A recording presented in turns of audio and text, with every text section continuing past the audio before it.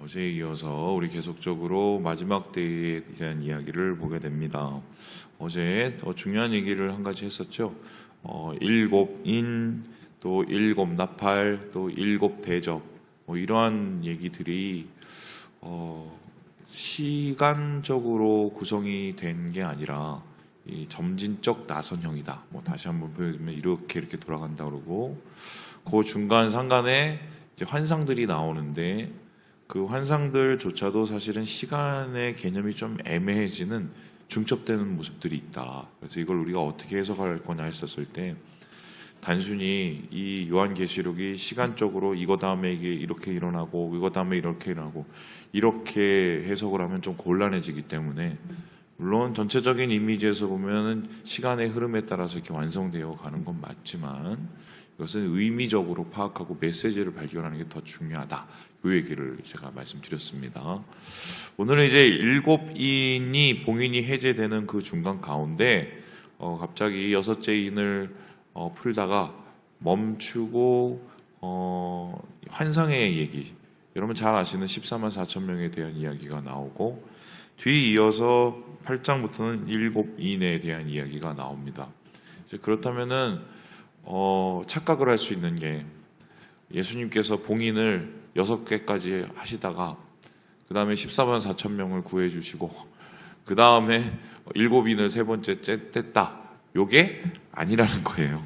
요건 그냥 이야기 구성상으로 이렇게 진행되는 것이고, 예수님께서 이 땅의 마지막 가운데 하나님의 구속계획을 이뤄가신 가운데, 그럼 구속계획이 도대체 무엇을 위해서 어떻게 어떤 모습으로 완성되느냐, 요 얘기에 대한 설명을 오늘 메시지를 오늘 말씀 속에서 보게 된다는 것입니다.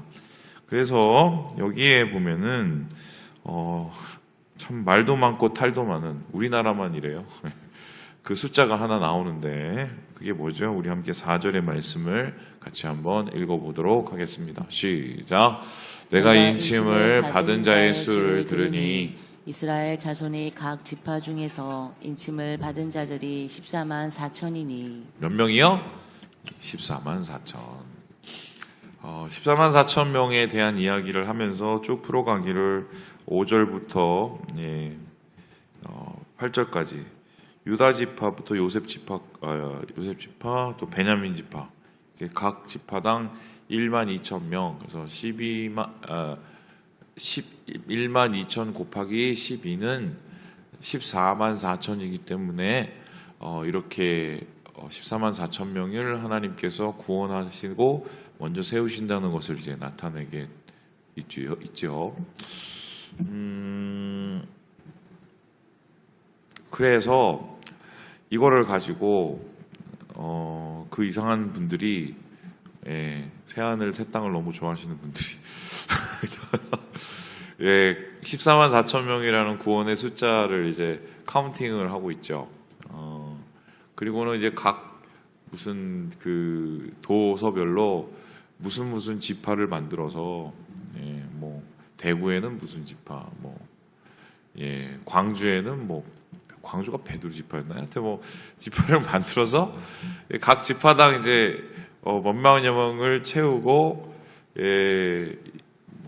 소위 말해서 이제 구원의 집단들을 이제 만들어가는 이런 이야기가 우리 주위에 있었습니다. 그런데 놀라운 것은 두 가지인데, 14만 4천 명이 찼다는 거예요.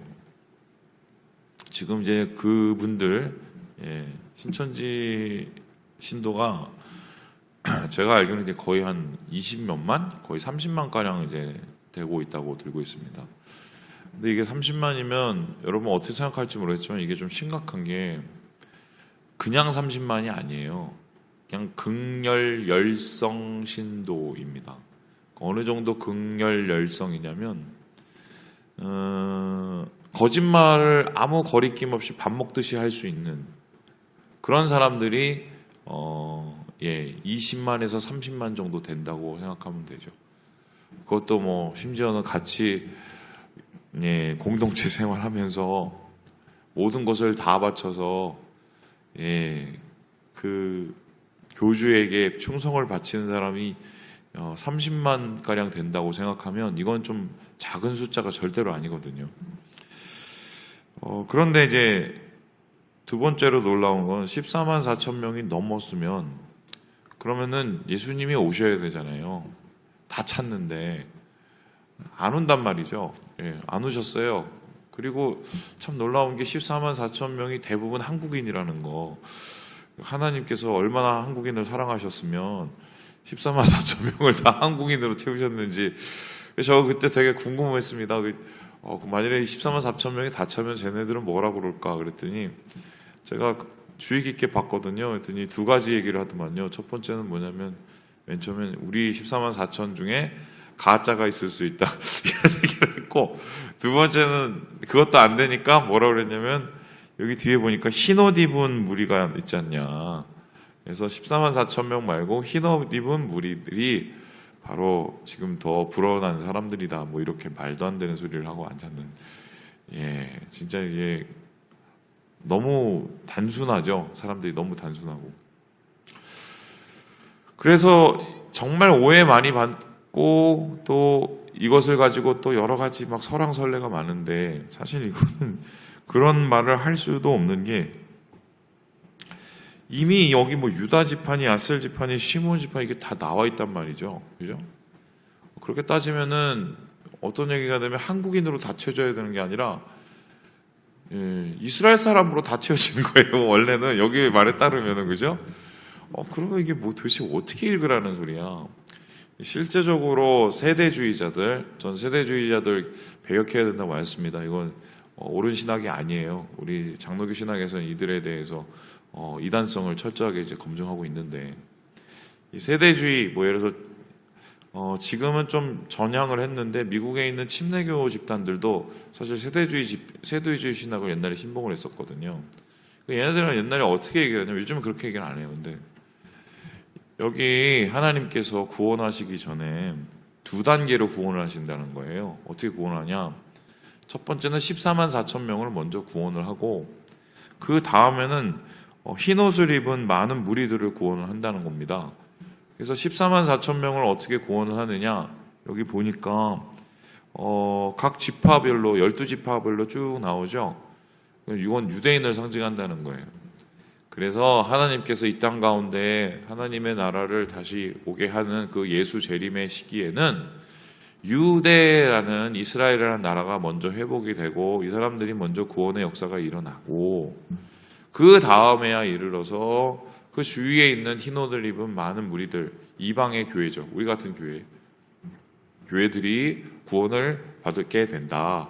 이렇게 해석을 세대주의자들은 합니다.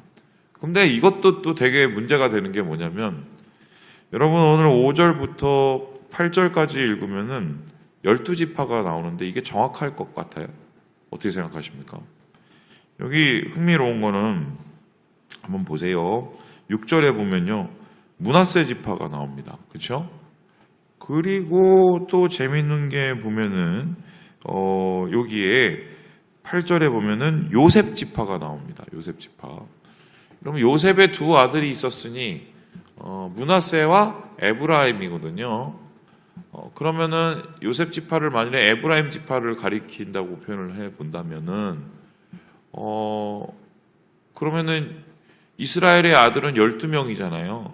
12지파잖아요. 그 중에 요셉이 포함된 건데 요셉을 두 지파로 나눠서 므낫세하고 그리고 에브라임으로 나눠버리면 13지파가 된단 말입니다. 그렇죠? 그런데 이게 다 세보면 12지파밖에 안 돼요. 하나가 빠져요. 누가 빠졌게요? 삼손이 무슨 지파였죠? 단지파였거든요. 단지파가 빠져 있습니다. 그래서 이제 그러면 유대인을 얘기를 하면서 이스라엘을 얘기하면서 이 단지파는 왜 빠진 거냐? 그래서 단지파가 자기의 그 하나님의 기업을 버리고 딴 데로 도망가서 얘네들은 제외됐다는 둥, 다는 뭐 다른 뭐 지파에 뭐 복속이 돼서 그랬다는 둥, 뭐 이런 얘기를 그냥 소설을 꾸며내는데 이게 그렇게 읽으면 안 된다는 반증이에요. 그러면은 오늘 이 14만 4천 명을 어떻게 읽을 것인가? 얘기했었을 때 가장 이제 정통적인 해석은 이 14만을 12 곱하기 12 곱하기 1000으로 읽는 겁니다. 12 곱하기 1000으로 왜 읽을 수 있느냐? 이제 앞에서 보시듯이 24장로가 나왔죠. 보좌 주위에 있는 24장로는 대표적으로 12 더하기 12를 의미한다라고 말씀드렸습니다. 제가 앞에서 12는 구약의 교회를 뜻하고 두 번째 12는 신약의 교회를 뜻한다. 왜냐하면 12지파 12제자니까요. 그러면은 14만 4천도 그렇게 읽을 수 있으면 12 곱하기 12 곱하기 1000은 12는 구약의 교회, 그리고 또 다른 12는 신약의 교회, 그리고 1000은 완전한 수라고 볼 수가 있습니다. 그러면은 이 14만 4천은 상징적인 수로 무엇을 뜻하느냐? 온 역사 가운데, 인류의 온 역사 가운데 하나님을 믿고 하나님을 따르는 주님의 교회를 의미하게 되는 거죠. 그래서 하나님께서는 일곱인을 떼어가고 또 일곱 나팔과 일곱 대접을 부어가는 마지막 심판 때를 향해서 나아가는 그 여정 속에서 사실 하나님께서 가장 초점을 가지고 하나님께서 그 관심을 두고 있는 대상은 누구냐면 누구예요? 교회라는 겁니다. 그래서 오늘 말씀을 보면은 이 14만 4천을 또 다른 모습으로 이야기를 하고 있는데 우리 함께 9절의 말씀을 같이 한번 읽어보도록 하겠습니다. 시작! 이르에 내가 보니 각 나라와 족속과 백성과 방언에서 아무도 능히 셀 수 없는 큰 무리가 나와 흰 옷을 입고 손에 종려가지를 들고 보좌 앞과 어린 양 앞에 서서 능히 셀 수 없는 큰 무리가 나오죠. 능히 셀 수 없는 큰 무리가 바로 14만 4천 명입니다. 그렇다면 14만 4천 명은 상징적인 숫자고 바로 구원받은 하나님의 백성들, 다시 말해서 이 땅 가운데 주님의 뜻을 믿고 따르고 이루어 살아가는 하나님의 교회를 뜻한다는 것을 우리가 알게 되는 거죠. 목사님, 그래도 12 곱하기 12까지는 이해가 되는데 굳이 1000을 왜 더해야 됩니까? 그냥 24 교회라고 하고 뒤에는 수많은 무리들이라고 얘기하면 훨씬 더 쉬울 텐데 왜 그렇게 할까요? 뭐 우리는 그 이유는 잘 모르겠지만 추측은 해볼 수가 있습니다. 보통 이 1000이라는 게 가지고 있는 의미 때문인데요. 여러분 1000을 우리 생각을 할 때 무슨 천부장, 만부장 뭐 이런 기억나시는지 모르겠어요. 백부장, 천부장. 이게 군대를 조직할 때 쓰는 숫자예요. 성경에서 보면 쭉 그게 뭐 신약부터 이렇게 딱 나오는데요. 구약부터.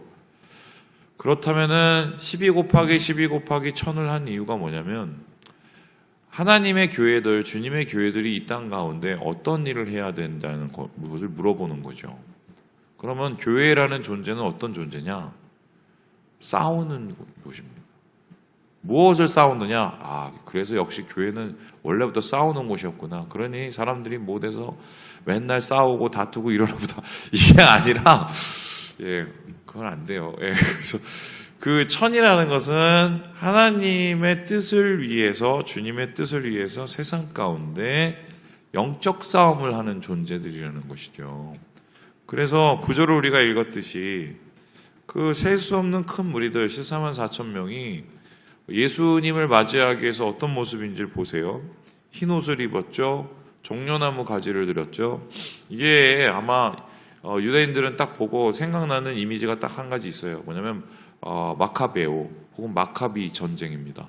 이게 무슨 소리냐면 신약과 구약과 신약의 그 상간 한 400년 되는 기간 동안에 어떤 일이 있었었냐면 그 마카베오라는 사람이 다시 유대 국가를 뭐 세웠다가 또 망하는 뭐 이런 일이 일어났습니다.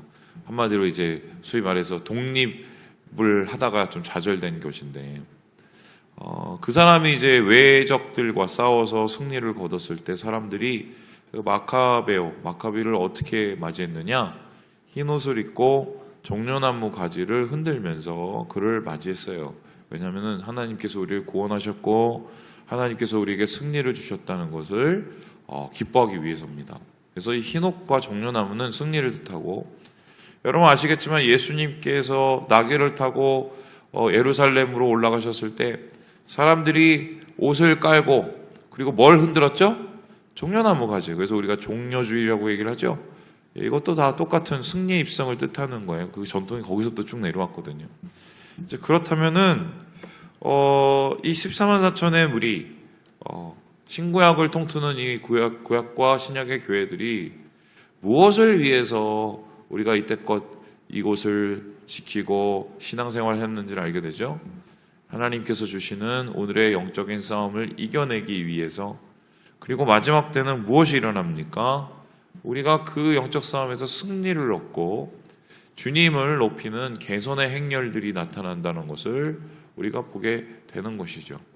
그래서 교회는 싸워야 됩니다.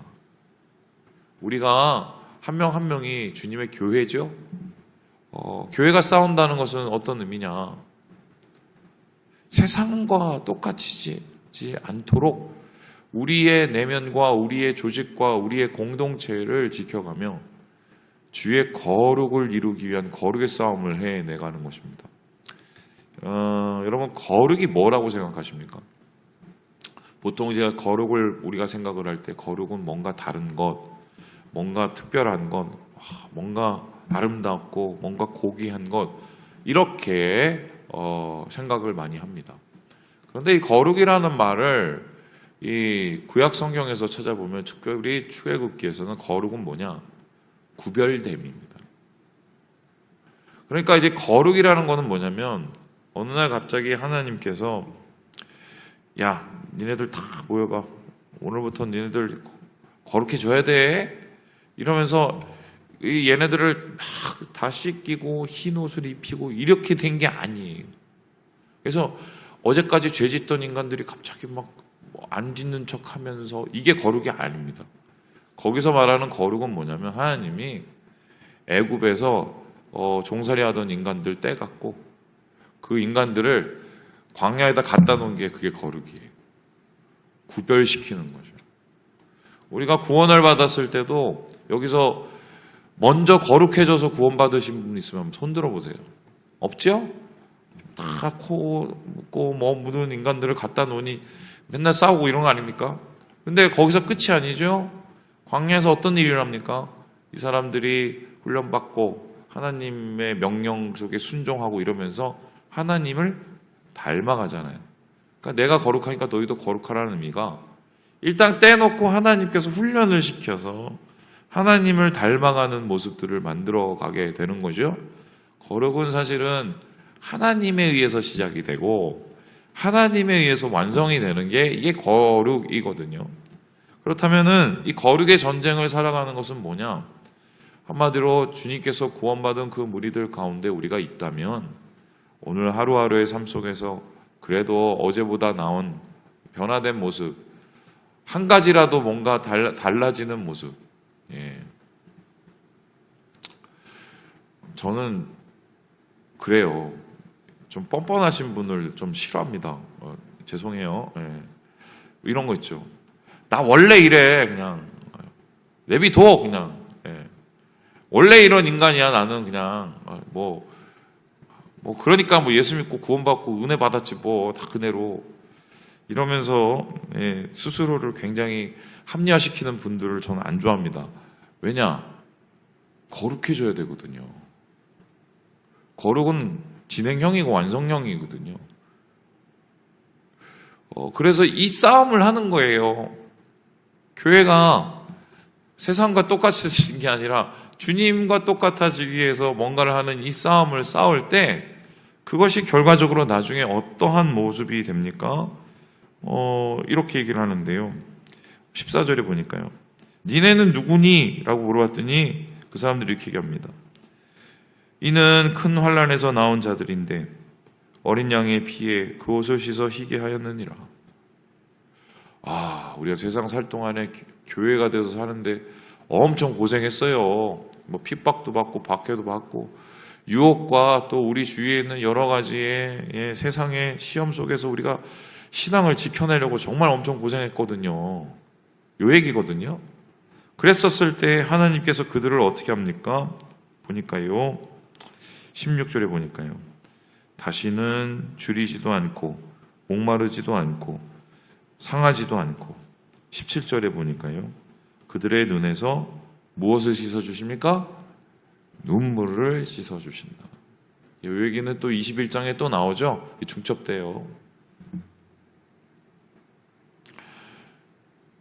저는 이 부분이 되게 좋아요. 오늘도 장례가 있지만 장례식에 가서 그 눈물 얘기를 가끔씩 하는데, 우리가 주님을 만나면 나중에 주님이 우리의 눈물을 닦아주시니. 그랬더니 어떤 집사님이 저한테 예전에 그러시더라고요. 목사님 닦아줄 눈물이나 있으면 좋겠어요.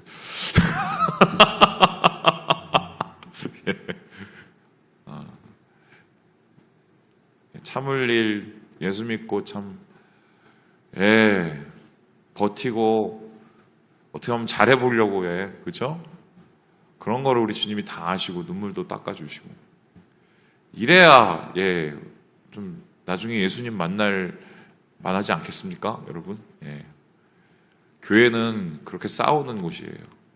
기억하시고 주님의 날에 주님의 때에 하나님이 부르시는 그 자리에 거룩한 신부로 서시는 우리 모든 형제 자매들 될 수 있도록 오늘 하루를 잘 이겨내시기 바랍니다.